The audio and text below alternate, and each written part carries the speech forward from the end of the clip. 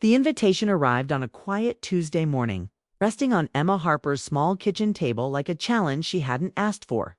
Thick ivory paper, gold letters, heavy enough to feel important. Emma knew before she opened it that it came from her brother Daniel. She also knew, deep down, that the invitation carried more weight than just an event. It carried a warning. Daniel Harper was getting engaged into a world Emma had never belonged to. His future in-laws, the Whitmores, were a well-known family in Boston, society, old money. Old connections, people whose names opened doors without effort. Their parties were talked about, photographed, remembered. Emma's life, on the other hand, had always been quiet. She lived alone in a modest New England town, worked long hours preserving historical records, and spent most evenings with old documents instead of people. She opened the envelope slowly. Daniel Harper and Claire Whitmore request the pleasure of your company. Emma exhaled. She was invited, officially, but something felt off. She could already imagine the unspoken rules, the careful smiles, the silent comparisons.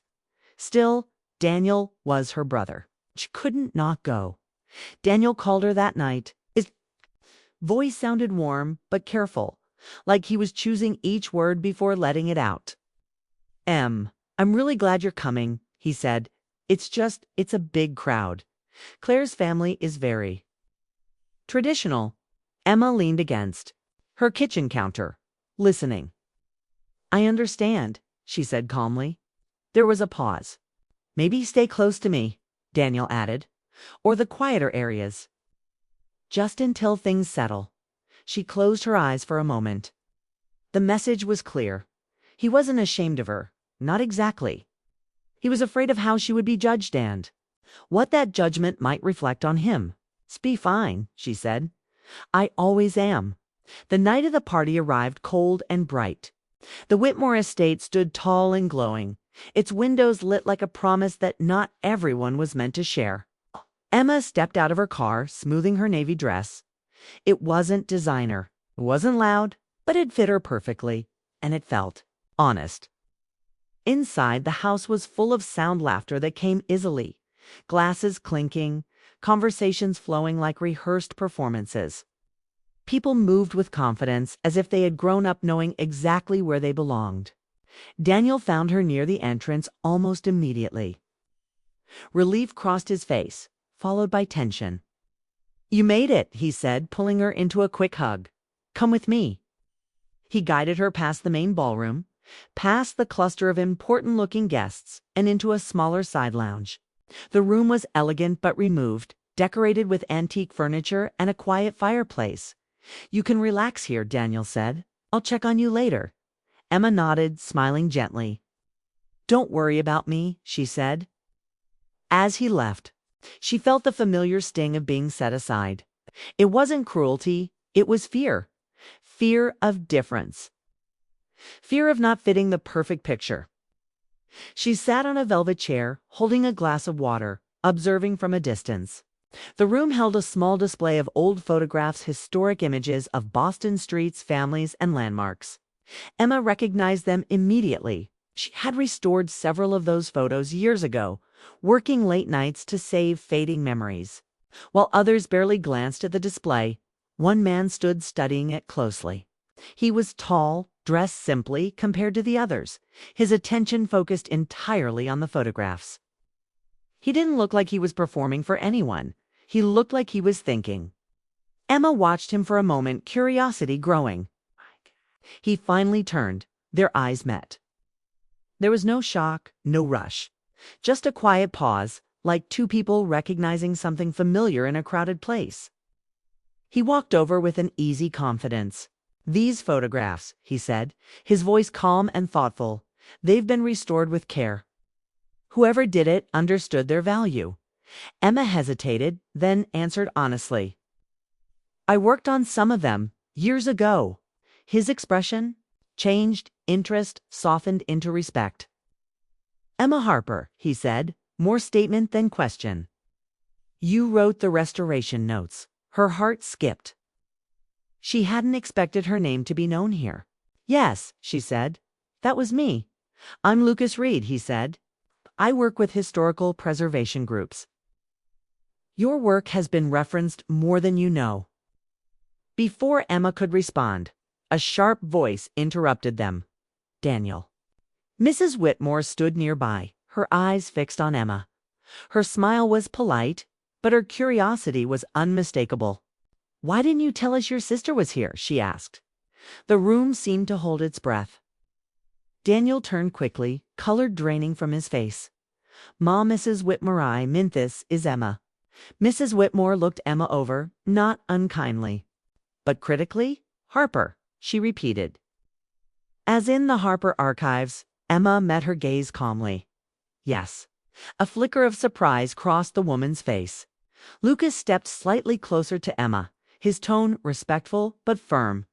Emma Harper's work is highly regarded, he said. Her research shaped several urban preservation projects, including one my firm supported. Whispers began, soft, curious. Daniel looked from Lucas to Emma, confusion and realization colliding in his expression. A tay he had spent years protecting. Emma from judgment, never realizing how little she needed it. Mrs. Whitmore nodded slowly, reassessing. Well, she said, I had no idea. Emma felt something shift.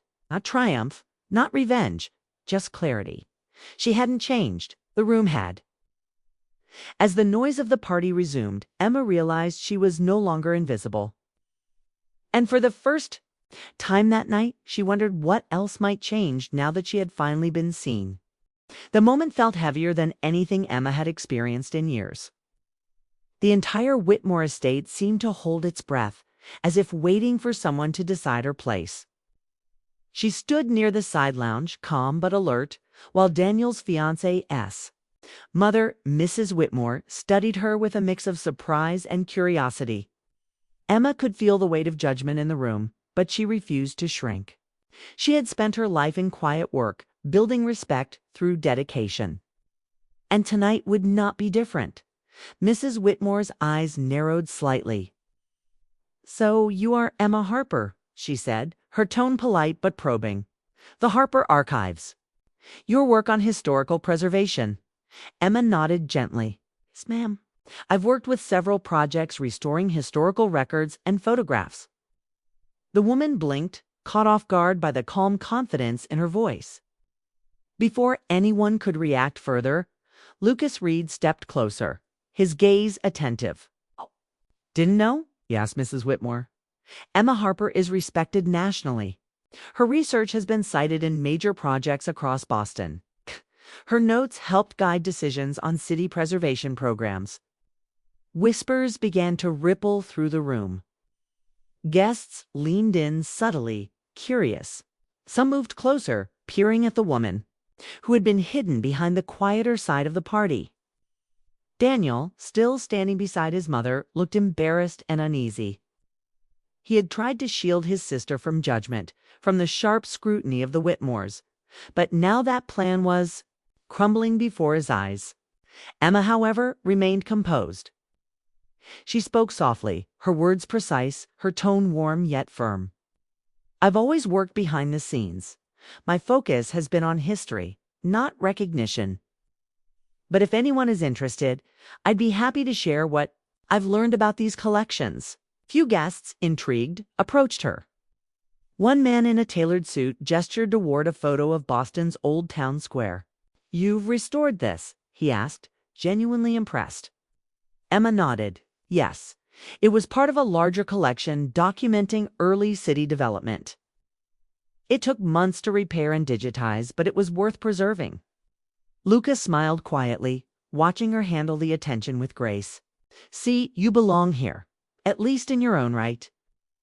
Emma glanced at him, a soft smile tugging at her lips. I've always belonged where I could make a difference. Recognition isn't necessary, but respect is appreciated. Daniel stepped back, absorbing the scene. His sister, once hidden in plain sight, was commanding attention without ever demanding it. He felt pride mixed with regret. pride because she was extraordinary, and regret because he had underestimated her all these years. The party continued around them, but the energy in the room had subtly shifted. Guests were no longer only observing Daniel and Claire. They were observing Emma.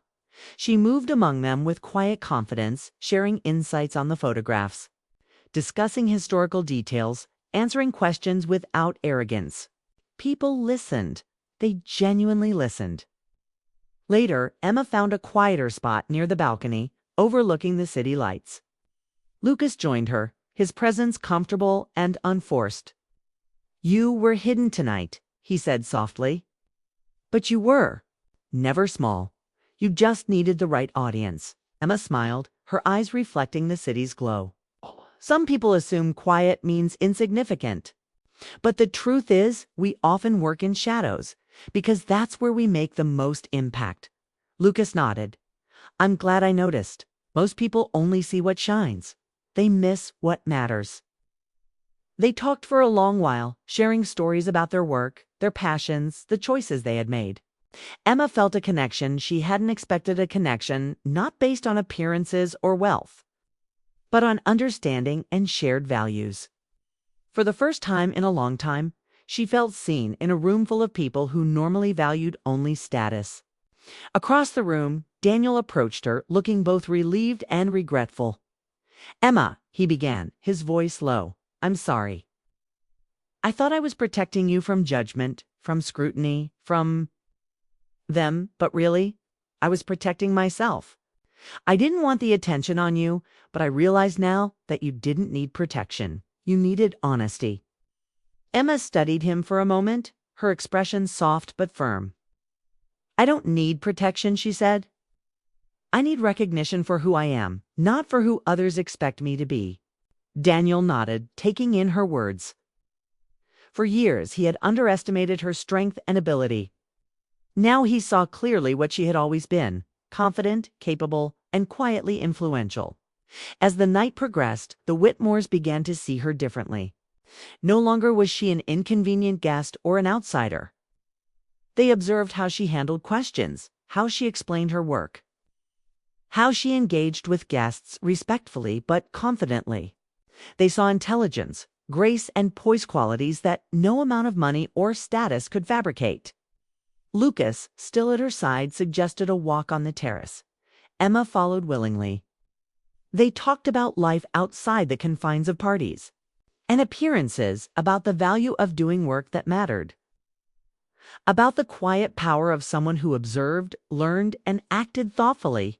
"This doesn't have to end tonight," Lucas said as they paused, looking out over the lights. "I'd like to know you better outside of these rooms." Emma felt warmth spreading through her chest. She had spent so long unnoticed, undervalued, and underestimated. Now, in this moment, someone truly wanted to know her, not her family connections, not her wealth or lack thereof, but her. "I'd like that too," she said, her voice steady but soft. Behind them, the grand doors of the mansion remained open, the echoes of chatter and laughter spilling out into the night. But inside, a shift had occurred. Old assumptions had been challenged. New respect had been earned. Emma Harper, once hidden and underestimated, was no longer invisible. For Daniel, the lesson was clear. Protection without understanding can sometimes do more harm than good. For Emma, the night was a revelation. Recognition, she realized, was not about wealth, titles, or who stood beside her. Was about being seen for who she truly was. As she and Lucas walked slowly toward the quiet garden paths outside the estate, the city lights twinkling around them, Emma felt a sense of calm and purpose she had never felt before. The connection she shared with Lucas was gentle, promising, and entirely unexpected. A reminder that meaningful relationships are built not on appearances, but on shared respect, understanding, and trust. That night, the mansion behind them no longer represented judgment or exclusion. It represented transformation. For Emma, for Daniel, for everyone who had underestimated her. It was proof that being quietly extraordinary can change everything. She had been hidden, yes, but now she had been recognized, and recognition, Emma realized, had the power to open doors not just in society but in the heart. And as the stars reflected in the calm river nearby, Emma understood that some nights don't just end, they begin. This night had begun a new chapter of visibility, respect, and unexpected connection, a chapter where she could finally be herself. Fully seen, fully appreciated, and fully free. Her life, once quiet and contained, now held the promise of growth, connection, and recognition, not for appearances, but for who she truly was. And for Emma Harper, that promise was everything.